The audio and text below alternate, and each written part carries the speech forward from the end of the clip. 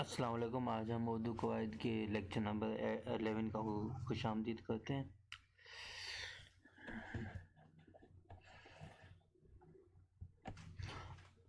السلام علیکم۔ آج ہم اردو قواعد کے لیکچر نمبر 11 کی شروعات کرتے ہیں۔ اس سے پہلے ہم نے اسم نکرہ کی اقسام پڑھ رہے تھے، جس میں ہم نے 4 اقسام کو تفصیل سے پڑھا تھا۔ اب ہم لاسٹ اقسام جو ہے اسم مشتق، اس کو ہم مزید پڑھیں گے۔ اسم مشتق، اس کا تعارف یہ ہے کہ وہ اسم جو خود کسی مصدر سے بنا ہو لیکن اس سے کوئی اور کلمہ نہ بن سکے، اسے کہیں گے ہم اسم مشتق ہے۔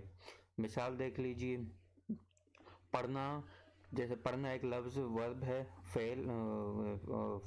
فعل ہے، اس سے لفظ نکلا پڑھنے والا یعنی پڑھا ہوا۔ تو یہ سے الفاظ جو خود مصدر سے بنے اسے ہم کہیں گے یہ اسم مشتق ہے۔ پڑھنا مصدر اسم ہے، اس سے ہم نے دوسرے الفاظ بنائے، اسے ہم کہیں گے اسم مشتق ہے۔ لکھنا سے ہوا لکھنے والا یا لکھا ہوا، اس طرح کے الفاظ جو ہوں گے جو اسم مصدر سے بنے، انہیں ہم کہیں گے یہ اسم مشتق ہے۔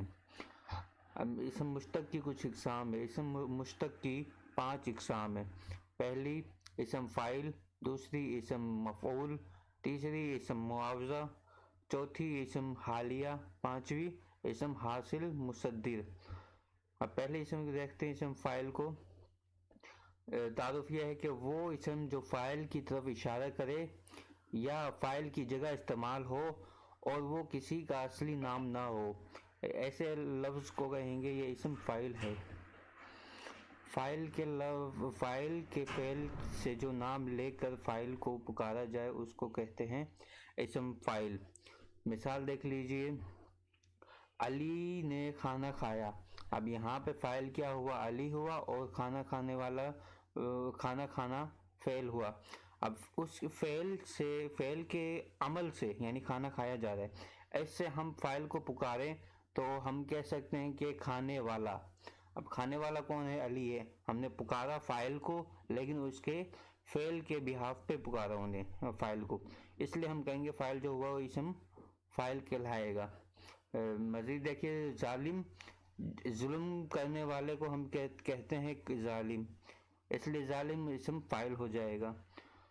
اور اسی طرح قاتل یعنی قتل کرنے والے کو کہتے ہیں، اس کا جو فعل ہے قتل کرنا، اس فعل سے اس فاعل کو ہم پکار رہے ہیں تو ہم کہیں گے یہ قاتل ہے۔ تھرڈ مثال دیکھیے، دھوبی یعنی کپڑے دھونے کے عمل، کپڑے دھونا ایک عمل ہے، اس عمل سے ہم کسی کو ظاہر کریں فاعل کو تو اسے ہم کہیں گے یہ اسم فاعل ہے، لہذا دھوبی بھی یہاں پہ اسم فاعل ہو گیا۔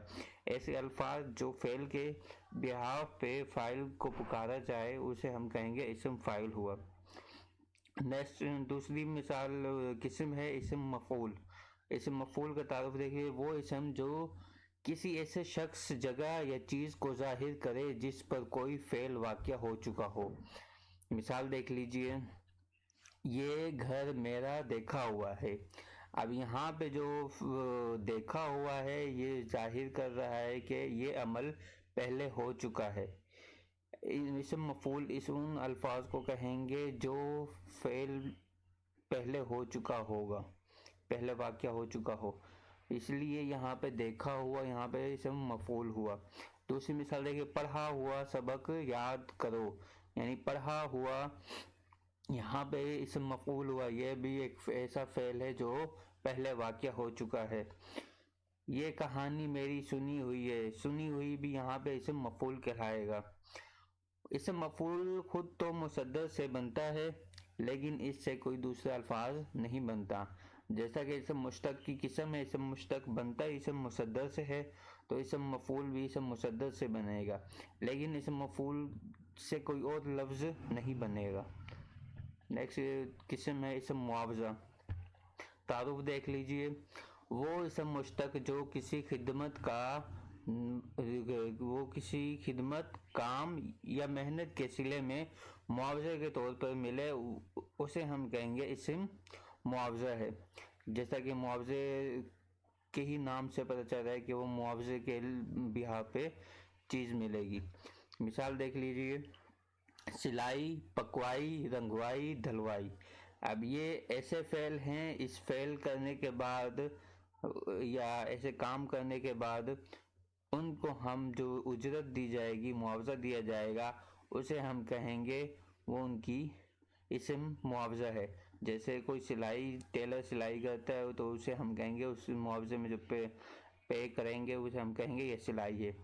पकवान जो खाना पकाता है उसे हम पैसे देंगे, उजरत, उसकी मुआवजा जो होगा उसे हम कहेंगे पकवाई। कपड़ों को रंग रंगने वाले को कहेंगे हम, अगर उसकी उजरत होगी तो उसकी उजरत को हम तनख्वाह नहीं कहेंगे, हम कह सकते हैं रंगवाई, धुलवाई, दिहाड़ी। ये वो अल्फाज हैं जो इसम मुआवजा कहलाते हैं। नेक्स्ट मिसाल है इसम हालिया। इसम हालिया का तारुफ देख लीजिए, वो इसम मुश्तक जो अपने फ़ाइल या मफूल की हालत को जाहिर करे उसे हम कहते हैं ये इसम मुश्तक हालिया है। मिसाल देख लीजिए, मैंने आसिफ को पढ़ते हुए देखा। अब यहाँ पे अब फ़ाइल या मफूल की हालत क्या हुई, यहाँ इस जुमले में आसिफ को पढ़ते हुए देखना। अब पढ़ते हुए देखा यहाँ पे इसम हालिया हो जाएगा, उसकी हालत को जाहिर कर रहा है इस जुमले में। तारिक हंसता हुआ आया। तारिक का फ़ेल क्या है, आना। उस फ़ेल को कैसे जाहिर किया जा रहा है कि हंसता हुआ आ रहा है, तो इसलिए हम कहेंगे ये हंसता हुआ एक इसम हालिया है जो हालत बयान कर रहा है। खालिद गाता हुआ जा रहा है। गाता हुआ भी यहाँ पे इसम हालिया हुआ। फ़ाइल की हालत को जाहिर करते हैं, इसलिए हम कहते हैं ये सब इसम हालिया है, ये फ़ाइल की हालत को जाहिर कर रहा है। पढ़ते हुए, गाता हुआ, हंसता हुआ, ये सब कहलाए जाएंगे इसम हालिया। नेक्स्ट किस्म है इसम हासिल मुसद्दर। इसका तारुफ देख लीजिए, वो इसम मुश्तक जो किसी हालत या कैफियत को जाहिर करे, जो किसी चीज़ या फ़ेल का असर या नतीजा हो, उसे हम कहेंगे ये इसम हासिल मुसद्दर है। मिसाल देख लीजिए, हंसना एक फ़ेल है, हंसी एक हालत है या कैफियत है जो फ़ेल के असर को जाहिर करता है, इसलिए हम कहेंगे हंसी एक इसम हासिल मुसद्दर है। जैसे लूटना से लोट, सजना से सजावट, बनना से बनावट, बुलाना से बुलावा, ये सब इसम है।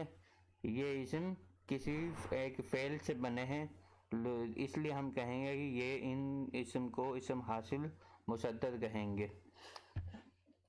Thanks for watching. ये सीरीज़ हमारी मुकम्मल हो चुकी है उर्दू ग्रामर यानी उर्दू कवायद के बारे में, जिसमें हमने इसम मुआरफा, इसम नकरा और इनकी मज़ीद इक़साम को तफसील से पढ़ा था। इसके बाद अब हम एक नई सीरीज़ का आगाज़ करेंगे जिसमें हम उर्दू ग्रामर के अलावा और कॉमन जो चीज़ें होती हैं, नसर, नज़म, लिटरेचर, इन चीज़ों को हम डिस्कस करेंगे। उसकी भी अलग से तफसील से एक प्लेलिस्ट आएगी। Thanks for watching. Subscribe my channel for more videos.